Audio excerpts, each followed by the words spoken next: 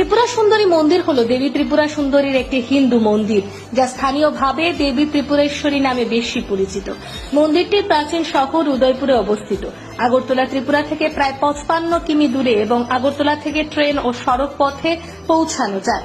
এটিকে দেশের এই অংশের অন্যতম পবিত্র হিন্দু উপাসনালয় বলে মনে করা হয় এবং আসামের কামাখ্যা মন্দিরের পরে উত্তর পূর্ব ভারতে একটি মন্দিরের জন্য সর্বাধিক সংখ্যক দর্শনার্থীর সাক্ষী। এই মন্দিরের নামেই ত্রিপুরা রাজ্যের নামকরণ হয়েছে।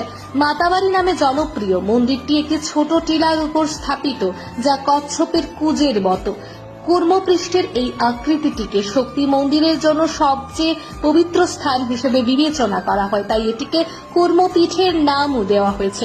দেবীকে ঐতিহ্যবাহী ব্রাহ্মণ পুরোহিতরা পরিবেশন করেন। মন্দিরটি 51টি শক্তিপীঠের মধ্যে একটি বলে মনে করা হয়। কিংবদন্তি বলে যে বুড়ো আঙুল সহ সতীর ডান পায়ের একটি অংশ এখানে পড়েছিল। এখানে শক্তি ত্রিপুরা সুন্দরী রূপে পূজিত হন এবং ভৈরব হলেন ত্রিপুরেশ। প্রধান উপাসনালয় ত্রিস্তরের ছাদ সহ একটি কিউবিক্যাল ইমারত, যা 1501 খ্রিস্টাব্দে ত্রিপুরার মহারাজা ধন্যমাণিক্য দ্বারা নির্মিত হয়েছিল।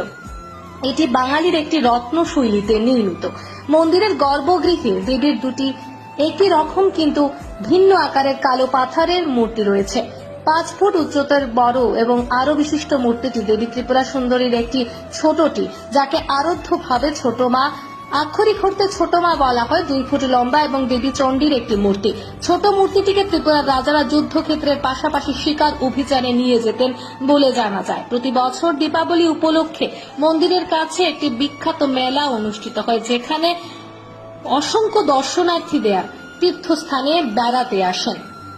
যে একবার এই দর্শনীয় স্থান দর্শন করেছে সে বারবার দর্শন করার জন্য হবে চির আকুল, চিরপিপাসু, চিরচঞ্চল।